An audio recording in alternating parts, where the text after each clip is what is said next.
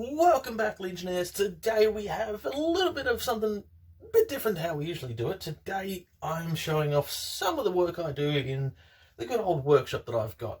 Now today I am currently working on my Phase 1 Clone Trooper helmet. And these will eventually be available in my Etsy shop, which I will leave in the description below.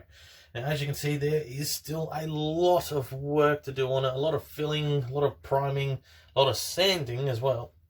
That's and then on the back here as well, a bit of work needs to be done in there, a bit more sanding and whatnot around here.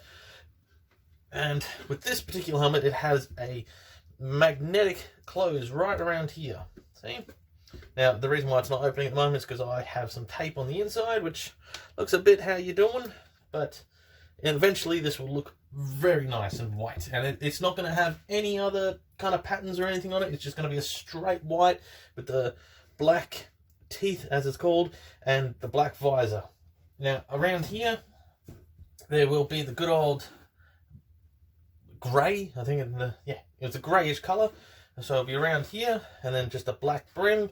But most of all, the main focus on these helmets, for me at least, is the visor area. So the visor thing I'll be using is a Hobart shield. It's a replacement for welding masks and whatnot, and you can get them on eBay and whatnot. I don't have any at the moment. They're on the way, so eventually the next time I show this helmet, it will have all these little nooks and crannies filled, and then it'll be a nice primed. So stay tuned for that one eventually, and I will keep you up to date on that one.